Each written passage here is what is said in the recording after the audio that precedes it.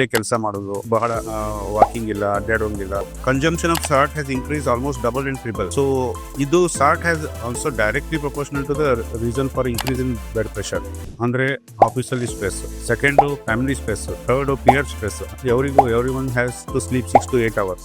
So ಸೆಲ್ಸನ್ build ಮಾಡ್ಬೇಕಂದ್ರೆ steroids ಅಥವಾ ಹೈ ಪ್ರೋಟೀನ್ ಡಯಟು ಅವೆಲ್ಲ ಹೆಚ್ಚಿಗೆ ಆಯ್ತಂದ್ರೆ ಅಥೆರೋಸ್ಕ್ಲೆರೋಸಿಸ್ ಅಂತ, ಅಂದರೆ ಕೊಲೆಸ್ಟ್ರಾಲ್ ವೆಸಲ್ ವಾಲಲ್ಲಿ ಡಿಪಾಸಿಟ್ ಆಗಿ ವೆಸಲ್ಸ್ ಬಿಕಮ್ ಸ್ಟಿಫ್. ಅದಾತಂದರೆ blood pressure will be automatically ಇದು ರೇಸ್ ಆಗುತ್ತೆ.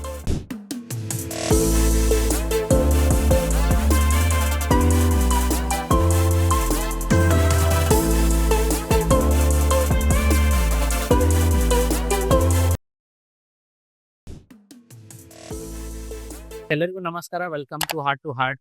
This is a medical conversation will be having without any of the jargon. ಮತ್ತೆ ನೀವು ಸಾಧಾರಣ ಕೇಳಿರೋದು ವಿಷಯ, ಇದು ಟಾಪಿಕ್ ಬಂದ್ಬಿಟ್ಟು ಹೈಪರ್ ಟೆನ್ಷನ್ ಅಂಡ್ BP. ಇದು normally people of age 50 to 60 ಅಲ್ಲಿ ಇರುತ್ತೆ ಅಂತ ನಾವು ನೋಡ್ಕೋತಿರೋದು. But in the recent years ಇದು Young ಪಾಪ್ಯುಲೇಸ್ people of age 20 to 30 effect ಆಗ್ತಾ ಇದೆ. And today we have with us Mr. Sharath Vijapur, cardiologist, a leading person. ಇವರು ಬಹಳ ಕೇಸಸ್ ಹ್ಯಾಂಡಲ್ ಮಾಡಿದ್ದಾರೆ. They have experience regarding. Sir, ಈಗ common ಆಗಿ hypertension ಆಗಲಿ BP ಆಗಿ we relate them to cases of people with very high age. But in the recent years ಇದು 20 years 30 years ಅಡಲ್ಟಿಗೂ ಆಗ್ತಿದೆ. ಯಾಕಂತೀರಾ ಹೇಗೆ? ಈಗ ನಾವು ನೋಡ್ತಾ ಇರೋದು ಏನಂದ್ರೆ ಹೈಪರ್ ಟೆನ್ಷನ್ ಅಂದ್ರೆ ಅಧಿಕ ರಕ್ತ ಒತ್ತಡ. ಇದು ನಾವು ಈಗೀಗ ನೋಡ್ತಾ ಇದೀವಿ. ಯಂಗ್ ಅಡಲ್ಟ್ಸ್ ಅಂದ್ರೆ ಸಣ್ಣ ವಯಸ್ಸಲ್ಲಿ ಒಂದು 25 to 35 40 ವರ್ಷ ತನಕ ಒಂದು 10 ವರ್ಷ ಮುಂಚೆನೆ ಹೈಪರ್ ಟೆನ್ಷನ್ ಆಗಿ ಕಂಡುಹಿಡಿತಾ ಇದ್ದೇವೆ ಜನರನ್ನು. ಇದು ಮೇನ್ಲಿ ಏನನ್ಬೋದು ಅಂದ್ರೆ ನಮ್ದು ಲೈಫ್ ಸ್ಟೈಲ್ ಚೇಂಜ್ ಆಗ್ಬಿಟ್ಟಿದೆ. ಅಂದ್ರೆ ಮೋಸ್ಟ್ ಆಫ್ ಟೈಮ್ ನಾವು ಸೆಡೆಂಟರಿ ಲೈಫ್ ಸ್ಟೈಲ್ ಅಂತೀವಿ. ಕುಂತಲ್ಲೇ ಕೆಲಸ ಮಾಡೋದು, ಬಹಳ ವಾಕಿಂಗ್ ಇಲ್ಲ, ಅಡ್ಡಾಡೋಂಗಿಲ್ಲ. ಅಲ್ಲೇ ವರ್ಕ್ ಫ್ರಮ್ ಹೋಮ್ ಆಗ್ತಾ ಇದೆ. ಎಲ್ಲ ಈಗ software engineers, Young software engineers ಅವರೇ 25 ಜಾಬ್ ಸೇರಿರ್ತಾರೆ. ಅವ್ರಿಗೆಲ್ಲ ವರ್ಕ್ ಫ್ರಮ್ ಹೋಮ್ ಆದ್ಮೇಲೆ ಕುಂತಲ್ಲೇ ಮಾಡೋದು. ಹೀಗಾಗಿ ಆಕ್ಟಿವಿಟಿ ಅನ್ನೋದೇ ಇಲ್ಲ. ಒಂದು ಸೆಕೆಂಡ್ ಏನಂದ್ರೆ ನಮ್ದು ಫುಡ್ ಹ್ಯಾಬಿಟ್ಸ್ ಏನಾಗಿದೆ ಅಂದ್ರೆ ಮುಂಚೆ ಎಲ್ಲ ನಾವು ಮನೆಯಲ್ಲಿ ಅಡಿಗೆ ಮಾಡಿ ತಗೊಳ್ತಿದ್ವಿ. ಈಗೆಲ್ಲ ಹೆಂಗಂದ್ರೆ ಆಪ್ಸ್ ಬಂದ್ಬಿಟ್ಟಿದೆ. ಆರ್ಡರ್ ಮಾಡ್ತೀವಿ, ತರಿಸ್ತೀವಿ, ತಿಂತೀವಿ. ಆಮೇಲೆ most of these foods are prepared foods ಅನ್ಬೋದು ಅಥವಾ ಪ್ಯಾಕೇಜ್ಡ್ ಫುಡ್ಸ್ ವಿಚ್ ಪ್ರಿಸರ್ವೇಟಿವ್ಸ್ ಮತ್ತೆ ಹೈ ಸಾಲ್ಟ್ ಹಾಕಿ ಅವನ್ನ ಪ್ರಿಸರ್ವ್ ಮಾಡ್ತೀವಿ. So consumption of salt has increase almost double and triple. So ಇದು salt has also directly proportional to the reason for increase in blood pressure. So food style ಆಯ್ತು, ಆಮೇಲೆ lifestyle ಆಯ್ತು, ಆಮೇಲೆ stress. Third is stress factor. ಈಗ ಹೆಂಗಾಗಿದೆ ಅಂದ್ರೆ young ಅಡಲ್ಟ್ಸಿಗೆ high stress. ಒಂದು ಅಕ್ಯುಪೇಷನಲ್ ಸ್ಟ್ರೆಸ್ ಅಂದ್ರೆ ಆಫೀಸಲ್ಲಿ stress, second family stress, third peer stress ಅಂದ್ರೆ ನಾ ಅಚೀವ್ ಮಾಡಬೇಕು, ನಾ ಇನ್ನೂ ಹೆಚ್ಚಿಗೆ ಅಚೀವ್ ಮಾಡಬೇಕು. ಸ್ಟ್ರೆಸ್ ಫ್ಯಾಕ್ಟರ್ ಏನಾಗಿದೆ ಅಂದ್ರೆ ಅದು it has increase in stress also has caused increase in heart rate, blood pressure. ಹೀಗಾಗಿ ಬ್ಲಡ್ ಪ್ರೆಷರ್ ಒಂದು 10 ವರ್ಷ ಮುಂಚೆನೆ ನಾವು ನೋಡ್ತಾ ಇದ್ವಿ ಯಂಗ್ ಅಡಲ್ಟ್ಸ್. ಸರ್, ಈಗ ನೀವು ಸ್ಟ್ರೆಸ್ ಅಂತಿರಲ್ಲ, so how much effect does stress have on a person's BP case or hypertension case?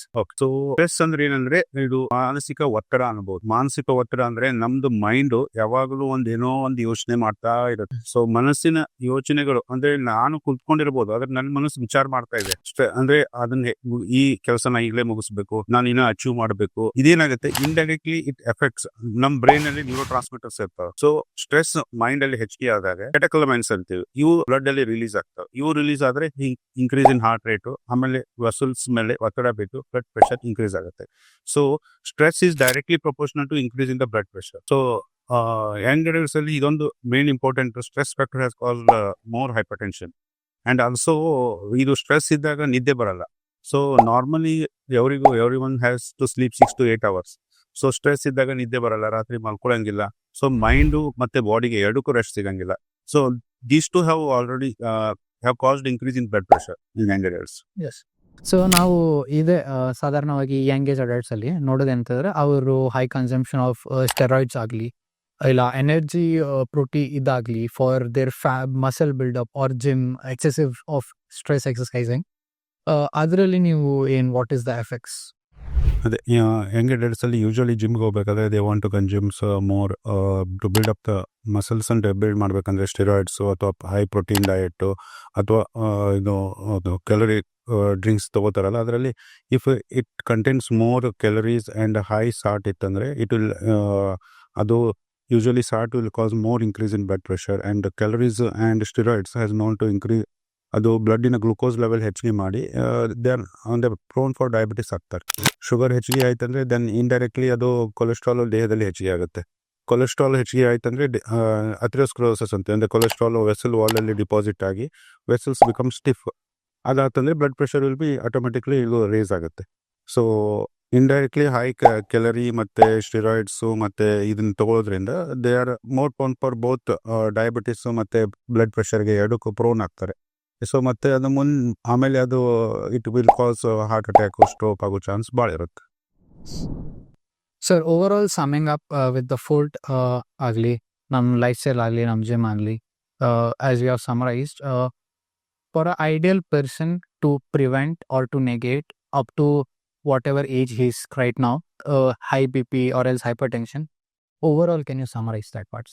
Okay, ಇದು ಹೈಪರ್ ಟೆನ್ಷನ್ ಅಥವಾ ಅಧಿಕ ರಕ್ತ ಒತ್ತಡ ಇದು ಈಗ ನಾವು ಕಾಮನ್ಲಿ ಈಗ 10 ವರ್ಷ ಮುಂಚೆ ಅಂದರೆ ಯೂಶಲಿ ಆಫ್ಟರ್ 50 ಮೇಲೆ ಬರ್ತಾ ಇತ್ತು. ಈಗ ಯೂಶಲಿ ನಾವು 25 to 35 ಏಜಲ್ಲೇ ಕಾಣ್ತಾ ಇದ್ದೇವೆ. ಇದು ಮೇನ್ಲಿ ಯಂಗ್ ಅಡಲ್ಟ್ಸಲ್ಲಿ ಯಾಕೆ ಬರ್ತಾ ಇದೆ ಅಂದರೆ ಅಧಿಕ ಮಾನಸಿಕ ಒತ್ತಡ ಅನ್ಬೋದು, ಫುಡ್ ಸ್ಟೈಲು, ಲೈಫ್ ಸ್ಟೈಲು, ಮತ್ತು ನೀವು ಅನ್ನೆಸೆಸರಿ ಪ್ಯಾಕೇಜ್ ಫುಡ್ ತಿನ್ನೋದ್ರಿಂದ ನಾವು ಹೈ ಬ್ಲಡ್ ಪ್ರೆಷರ್ ಬರ್ತಾ ಇದೆ. ಆಮೇಲೆ ಇನ್ನೊಂದು ಯೂಶಲಿ ಸ್ಕ್ರೀನ್ ಮಾಡಲಿಕ್ಕೆ ಅಂದರೆ ಬ್ಲಡ್ ಪ್ರೆಷರ್ ತೋರಿಸ್ಕೊಳಕ್ಕೆ ಹೋಗಲ್ಲ, ಯಾಕಂದರೆ ಇದು ಹೈಪರ್ ಟೆನ್ಷನ್ ಒಂದು ಸೈಲೆಂಟ್ ಕಿಲ್ಲರ್ ಇದು. ಸೊ ಡ್ಯಾಮೇಜ್ ಆದಮೇಲೆ ಗೊತ್ತಾಗುತ್ತೆ ಬಿ ಪಿ ಇದೆ ಅವ್ರಿಗೆ ಅಂತ. ಸೊ ಅದರಿಂದ ನಾವು ಮೋಸ್ಟ್ ಆಫ್ ದ ಟೈಮ್ ನಾವು ಬಿ ಪಿನ ನಾವೇ ಹೋಗಿ ಆಫ್ಟರ್ 25 ಇಯರ್ಸ್ ಇಯರ್ಲಿ ಒಂದ್ಸಲ ಚೆಕ್ ಮಾಡೋದು ಒಳ್ಳೆಯದು. ಆವಾಗ ನಮಗೆ ಹೈಪರ್ ಟೆನ್ಷನ್ ಮುಂಚೆನೇ ಗೊತ್ತಾದರೆ ಅದನ್ನು ನಾವು ಹಿಡಿತದಲ್ಲಿಟ್ಟರೆ ಆರ್ಗನ್ ಡ್ಯಾಮೇಜನ್ನು ನಾವು ಪ್ರಿವೆಂಟ್ ಮಾಡ್ಬೋದು.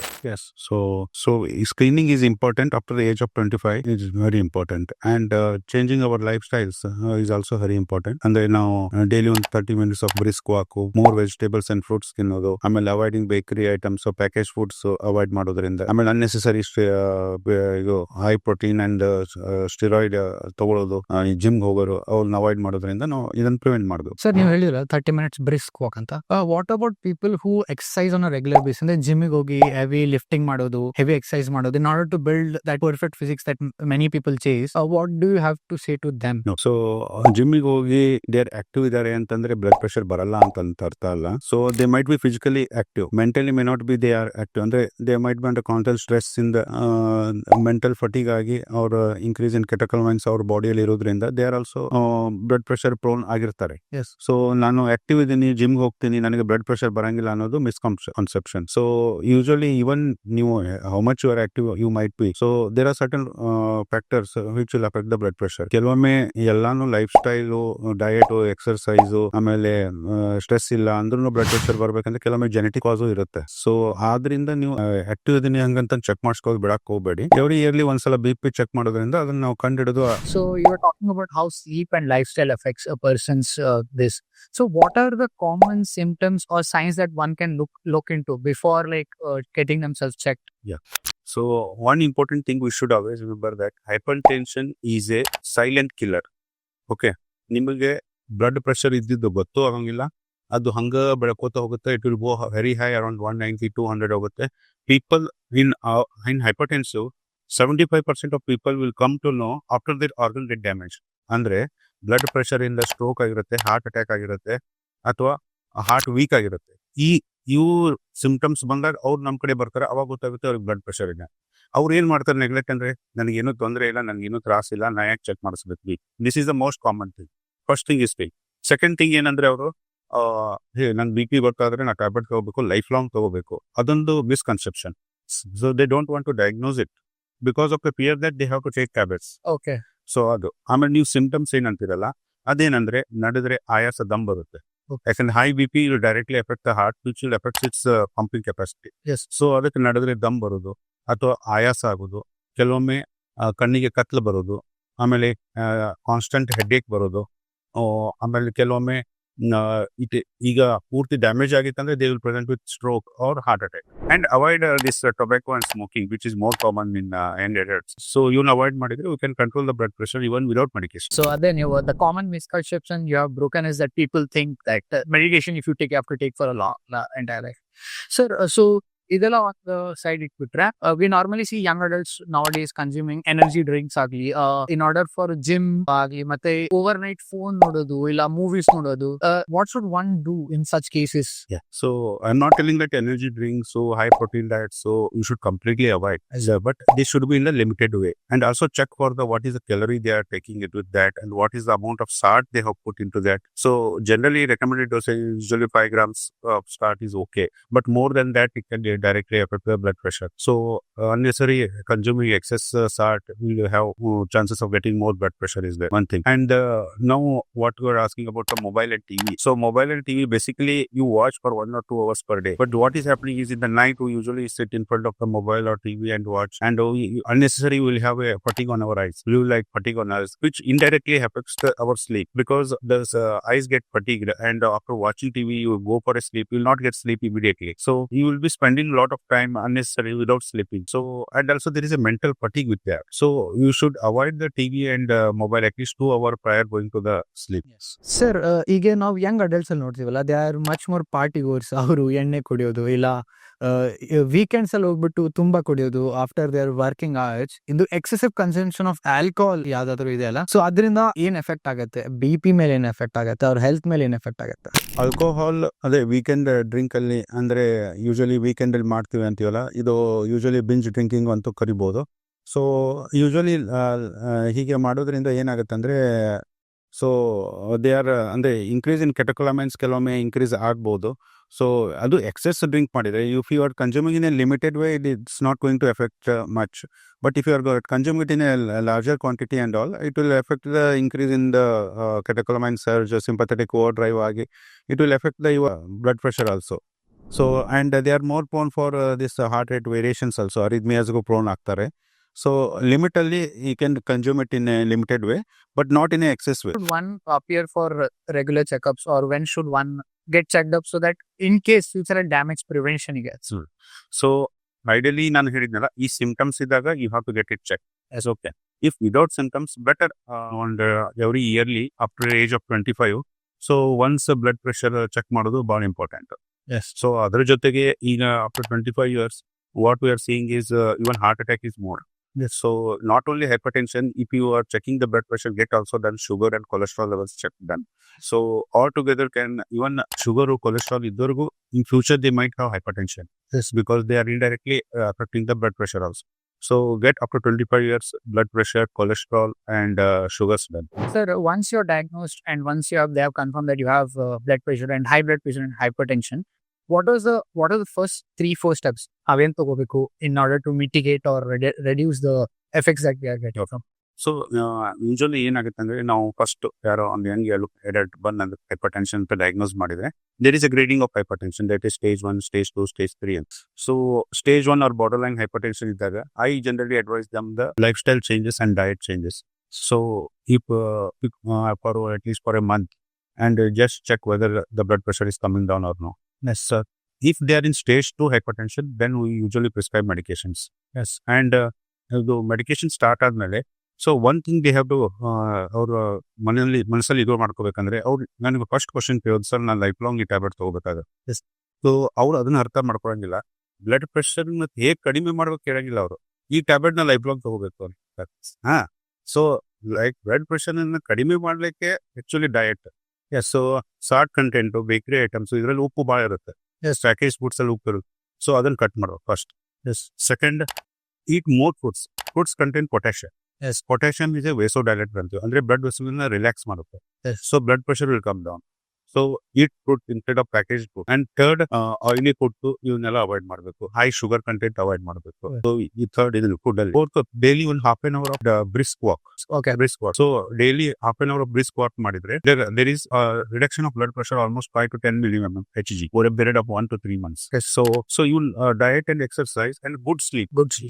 At least 6 to 8 hours of sleep ಮಾಡಿದ್ರೆ and medication ಇದನ್ನ ಮಾಡಿದ್ರೆ, you can reduce the blood pressure by yourself. Yes. Then we can stop the medicines. Without doing this, you ask us to stop medicine, how we can stop the medicine. So that is the problems. Okay. So prevention is better than cure and ಹಾಗೆ diet, exercise, sleep.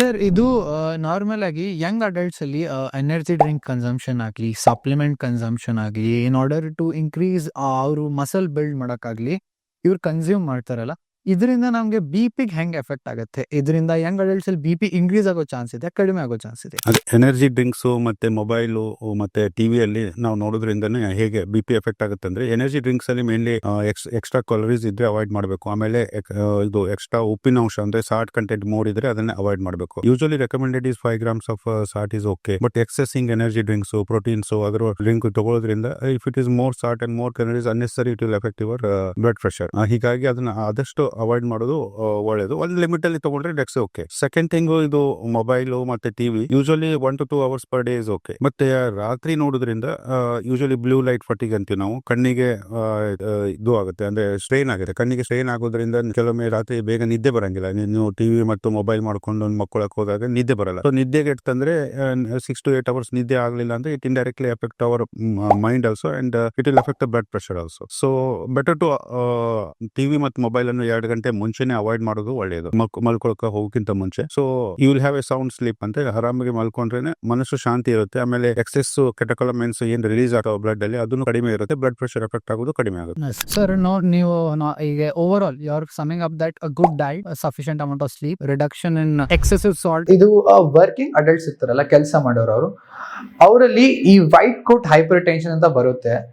So ಅದು ಏನು sir? White coat hyper tension ಅಂದ್ರೆ ಏನು? ಅದಕ್ಕೆ diagnosis ಏನಿರುತ್ತೆ, ಅದಕ್ಕೆ treatment ಏನಿರುತ್ತೆ, ಅದಕ್ಕೆ ಪ್ರಿವೆನ್ಷನ್ ಯಾ ಪ್ರಿಕಾಷನ್ ಏನಿರುತ್ತೆ? ವೈಟ್ ಕೋಟ್ ಹೈಪರ್ ಟೆನ್ಷನ್ ಅಂದ್ರೆ ನಾವು ಯೂಶಲಿ ನಮಗೆ ಇವರು ಯಂಗ್ ಅಡಲ್ಟ್ಸ್ ನಮ್ಮಲ್ಲಿ ಬಿ ಪಿ ಚೆಕ್ ಮಾಡಕ್ ಬಂದಾಗ usually B P will be high ಇರುತ್ತೆ. ಅಂದ್ರೆ ಹಾಸ್ಪಿಟಲ್ ಅಲ್ಲಿ ಬಂದಾಗ ಅವ್ರ B P will be high ಇರುತ್ತೆ. ಸೊ ಮನೆಯಲ್ಲಿ ಅವ್ರ ಬಿ ಪಿ ಲೋ ಇರುತ್ತೆ, ಅಂದ್ರೆ ನಾರ್ಮಲ್ ಇರುತ್ತೆ. ಸೊ ಇದಕ್ಕೆ ನಾವು ವೈಟ್ ಕೋಟ್ ಹೈಪರ್ ಟೆನ್ಷನ್ ಅಂತೀವಿ. ಇದು ಯೂಶಲಿ ನಾವು ಹೀಗೆ ಟೈಪ್ ಎ ಪರ್ಸನಾಲಿಟಿ ಅಂತೀವಿ ನಾವು. ಅಂದ್ರೆ ಸ್ಟ್ರೆಸ್ ರಿಲೇಟೆಡ್ ಹೈಪರ್ ಟೆನ್ಷನ್ ಅನ್ಬೋದು, ಅಥವಾ ಹಾಸ್ಪಿಟಲ್ ಬಂದಾಗ ಅವ್ರಿಗೆ ಸ್ಟ್ರೆಸ್ ಆಗಿ ಬಿ ಪಿ ಇರುತ್ತೆ. ಇದನ್ನ ಯೂಶಲಿ ನಾವು white coat hyper tension diagnose ಮಾಡ್ಬೇಕಂದ್ರೆ ನಾವು really white coat hyper tension ಹೌದು ಅಲ್ವಾ ಅಂತ ಡಯಾಗ್ನೋಸ್ ಮಾಡೋದು ಇಂಪಾರ್ಟೆಂಟ್. ಇದನ್ನ ನಾವು ಮಾಡ್ಬೇಕಂದ್ರೆ ಒಂದು ಆಂಬ್ಯುಲೇಟರಿ ಬಿ ಪಿ ರೆಕಾರ್ಡಿಂಗ್ ಅಂತ ಮಾಡ್ತೀವಿ. ಅಂದ್ರೆ it's 24 to 48 hours blood pressure monitoring ಮಾಡಬೇಕು.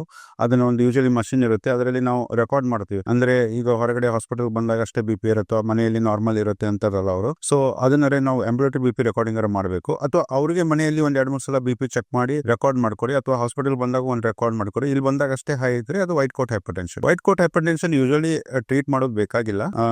It's just a stress related hypertension. Hospital ಬಂದಾಗ ಬಿ ಪಿ ಏರರ್ ಇರುತ್ತೆ. ಇದನ್ನ we don't require to be treated, but they are usually in a long term they are born for hypertension. ಇದನ್ನ ನಾವು important ಆಗಿ note ಮಾಡ್ಕೋಬೇಕು. So basically white coat hyper tension ದವರಿಗೆ ನಾವು usually ಇದು ಏನಂದ್ರೆ ಲೈಫ್ ಸ್ಟೈಲ್ ಮಾಡಿಫಿಕೇಶನ್, ಅಂದ್ರೆ stressful life, target oriented life avoid ಮಾಡಿ ಸ್ವಲ್ಪ ಎಕ್ಸರ್ಸೈಸ್ ಆಮೇಲೆ ಮೆಡಿಟೇಷನ್ ಮಾಡೋದು ಒಳ್ಳೇದಂತಂದು ಕೌನ್ಸಿಲ್ ಮಾಡಿ ಕಳಿಸೋದು important. Sir, and new medication, you have spoken about the medication, how medication is not for life. In order, ಅಂದ್ರೆ ನಾವು once we change our lifestyle, medication necessary ಇರಲ್ಲ. Is there a sure way to do? ಹಂಗಲ್ಲ. So medication necessary ಇರಲ್ಲ ಅಂತಲ್ಲ. So ನಾನು ಹೇಳಿದೆ stage of hypertension. If it is stage 1 hyper tension ಅಂದ್ರೆ ಸ್ವಲ್ಪ ಬಿ ಪಿ ಹೈ ಇದೆ, ಇವತ್ತು both our lifestyle, diet, exercise ಇಂದ you can come down the blood pressure by around almost 5 to 10 millimeter of mercury with the diet and around 5 mm of mercury with exercise. So you can control it. So you are stage 2 hypertension ಅಲ್ಲಿ ಇದ್ದಾಗ initially medications ಬೇಕು. So with that ನೀವು diet exercise ಮಾಡಿದ್ರೆ follow up ಅಲ್ಲಿ every 1 month to 3 months B P ನೋಡಿ if it is coming down and it has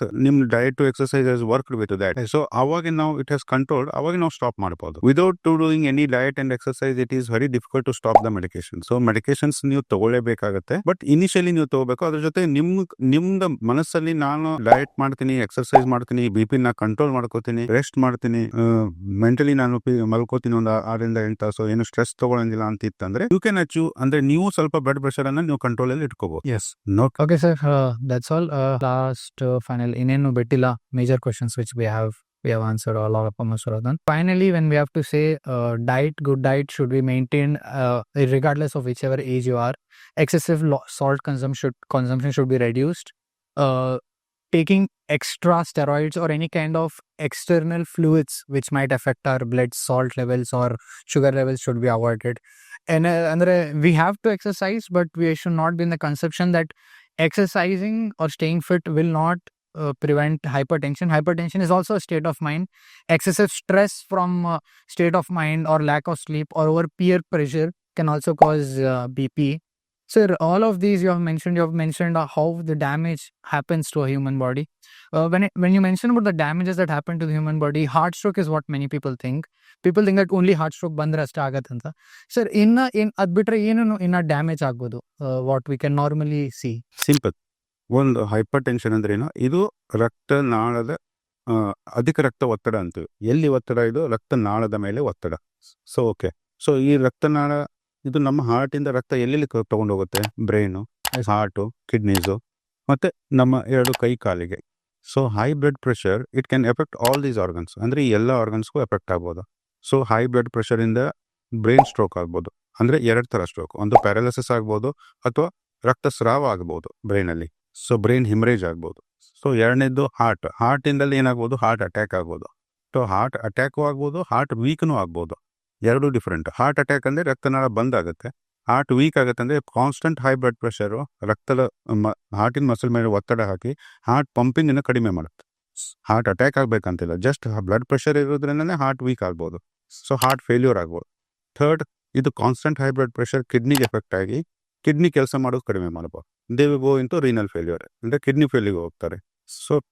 so fourth, ಇದು ಅಂದರೆ ಆರ್ಟಿರೋಸ್ಕ್ಲಿರೋಸಿಸ್ ಅಂತೀವಿ. ಅಂದರೆ ಸರ್ಕ್ಯುಲೇಷನ್ನು ಬ್ರೈನ್ಗೆ ಮತ್ತು ಇದು ಕಾಲಿಗೆ ಕೈಗೆ ಸರ್ಕ್ಯುಲೇಷನ್ ಕಡಿಮೆ ಆದರೆ ಅವ್ರಿಗೆ ಈಸಿ ಪರ್ಟಿಕ್ಯುಲರಿಟಿ ಸ್ಟಾರ್ಟ್ ಆಗುತ್ತೆ. ಅಂದರೆ ಸ್ವಲ್ಪ ನಡೆದ್ರೆ ಆಯಾಸ ಬರುತ್ತೆ. ಓಕೆ. ಸೊ ಇವೆಲ್ಲ ಸಿಂಪ್ಟಮ್ಸ್ ಆಗ್ಬೋದು. So it affects all the organs in the body. Yes. Okay, so better to control it before it affects our end organs. Sir, ಈಗ ಯಂಗ್ ಅಡಲ್ಟ್ಸ್ ಅಲ್ಲಿ ಹೈ BP ಇದರಿಂದ ಅವರು ಸೆಕ್ಷುವಲ್ ಆಕ್ಟಿವಿಟಿ ಆಗಲಿ, ಅವ್ರ fertility ಆಗಲಿ, ಅವ್ರ chances of child bearing ಆಗಲಿ, ಅದ್ರ ಮೇಲೆ ಹೆಂಗ್ ಎಫೆಕ್ಟ್ ಇರುತ್ತೆ, ಅದು ಅವ್ರ ಲೈಫ್ ಅಲ್ಲಿ ಹೆಂಗ್ ಎಫೆಕ್ಟ್ ಆಗುತ್ತೆ? ಇದು ಹೈಪರ್ ಟೆನ್ಷನ್ ಇವನ್ ಫರ್ಟಿಲಿಟಿಗೂ ಎಫೆಕ್ಟ್ ಆಗುತ್ತೆ. ಅಂದ್ರೆ ಇದು ನಾನು ಆಗಲೇ ಹೇಳಿದೆ, ಹೈಪರ್ ಟೆನ್ಷನ್ ಅಂದ್ರೆ ಇದು ಪ್ರಾಬ್ಲಮ್ ಅಂದ್ರೆ ಅಧಿಕ ರಕ್ತ ಒತ್ತಡ on the blood vessel. So it is usually causes the end organ damage ಅಂತ ಹೇಳ್ತೀವಿ. So long standing hypertension, uncontrolled hypertension, uncontrolled ರಕ್ತ ಒತ್ತಡ ಇದ್ರೆ ಇಟ್ ವಿಲ್ ಕಾಸಸ್ ಆರ್ಟಿರೋಸ್ಕ್ಲಿರೋಸಿಸ್ ಅಂತೀವಿ. So blood vessels will become thickened and blood circulation will get hampered, ಅಂದ್ರೆ circulation ಕಡಿಮೆ ಆಗುತ್ತೆ. So ಇದು ಆಗೋದ್ರಿಂದ ದೆನ್ ದಿಸ್ ನಾವು ಕಂಟ್ರೋಲ್ ಮಾಡಲಿಲ್ಲ ಅಂದ್ರೆ they further end up with arteriosclerosis and even go for impotence also. So better ನಾವು ಮುಂಚೆನೆ ಇದನ್ನ ರಕ್ತ ಒತ್ತಡನ ಕಂಟ್ರೋಲ್ ಮಾಡಿದ್ರೆ ಇವು ಟಾರ್ಗೆಟ್ ಆರ್ಗನ್ ಡ್ಯಾಮೇಜ್ ಅನ್ನ ಪ್ರಿವೆಂಟ್ ಮಾಡಬಹುದು. ನಾವು ಕಾಮನ್ ಆಗಿ if there is a long exposure to hypertension or BP, is there effect to the fertility rate of a person? So ಈಗ ಇದು ಜಸ್ಟ್ ನಿಮ್ಮ ಹಳೆ ಕ್ವಶನ್ ಗೆ ಆನ್ಸರ್ ಮಾಡ್ತಾ ಇದ್ನಲ್ಲ, hypertension organs the end organs ಅಂತ ಹೇಳ್ತೀವಿ. ಅಂದ್ರೆ it is hypertension is highly blood vessels. So session end ಮಾಡ್ಬೇಕಂದ್ರೆ 1-2 ಇಂಪಾರ್ಟೆಂಟ್ ಥಿಂಗ್ಸ್. ಹೈಪರ್ ಟೆನ್ಷನ್ ಅನ್ನೋ ಎಲ್ಲ ಜನರು ಹೆದರಬೇಡಿ, ನನಗೆ BP ಬಂದಿದೆ ಅಂತಂದು ಹೆದರ್ಕೊಳ್ಳೋದು ಬೇಕಾಗಿಲ್ಲ. It can be prevented and ನೀವು ಯೂಶಲಿ ಅದನ್ನು ಇಯರ್ಲಿ ಒಂದ್ಸಲ ಆದರೂ ಆಫ್ಟರ್ ಏಜ್ ಆಫ್ 25 years ಒಂದ್ಸಲ ಆದರೂ ಚೆಕ್ ಮಾಡೋದು ವೆರಿ ಇಂಪಾರ್ಟೆಂಟ್. ಆ್ಯಂಡ್ ಇನ್ನೊಂದು ಮಿಸ್ಕಾನ್ಸೆಪ್ಷನ್, ನಾ ಟ್ಯಾಬ್ಲೆಟ್ ಲೈಫ್ ಲಾಂಗ್ ತೊಗೋಬೇಕನ್ನೋದು ಮಿಸ್ಕಾನ್ಸೆಪ್ಷನ್ ತೆಗೆದು ಟ್ಯಾಬ್ಲೆಟ್ ತೊಗೊಂಡು ಫಸ್ಟ್ ಕಂಟ್ರೋಲ್ ಮಾಡ್ಕೊಳ್ಳಿ. ಅದ್ರ ಜೊತೆ ನಿಮ್ಮ ಡಯಟು ಲೈಫ್ ಸ್ಟೈಲನ್ನು ಅಳವಡಿಸ್ಕೊಂಡ್ರೆ ಟ್ಯಾಬ್ಲೆಟನ್ನು ನಾವು ಸ್ಟಾಪ್ ಮಾಡ್ಬೋದು. ಸೊ ಅದನ್ನು ನಿಮ್ಮ ಮೈಂಡಲ್ಲಿ ಇಟ್ಕೊಳ್ಳಿ. ಸುಮ್ಮನೆ ನಾವು ಟ್ಯಾಬ್ಲೆಟ್ ಲೈಫ್ ಲಾಂಗ್ ತೊಗೋಬೇಕು, ಅದಕ್ಕೆ ನಾವು ತೊಗೊಳಂಗಿಲ್ಲ ಅನ್ನೋದಕ್ಕಿಂತ ಈಗಲೇ ಅದನ್ನು ಕಂಟ್ರೋಲ್ ಮಾಡಿದರೆ ಮೇಜರ್ ಎಂಡ್ ಆರ್ಗನ್ ಡ್ಯಾಮೇಜ್ ಅಂದರೆ ಸ್ಟ್ರೋಕು, ಹಾರ್ಟ್ ಅಟ್ಯಾಕನ್ನು ಪ್ರಿವೆಂಟ್ ಮಾಡ್ಬೋದು. ಆವಾಗ ಸಫರ್ ಆಗೋಕ್ಕಿಂತ ಈಗಲೇ ಒಂದು ಸ್ವಲ್ಪ ನೀವು ಕಂಟ್ರೋಲ್ ಮಾಡಿ ಸ್ವಲ್ಪ ಮೆಡಿಕೇಶನ್ ತೊಗೊಂಡ್ರೆ ನಾವು ಎಂಡ್ ಆರ್ಗನ್ ಡ್ಯಾಮೇಜನ್ನು ಪ್ರಿವೆಂಟ್ ಮಾಡ್ಬೋದು. Thank you very much, sir, for joining us in the Heart to Heart. It was a good conversation having. I believe people who are watching this video will also understand the conversation we had, because I don't think we have included much of the complicated terms. It has been majorly simple. Okay, so thank you very much, sir. Thank you.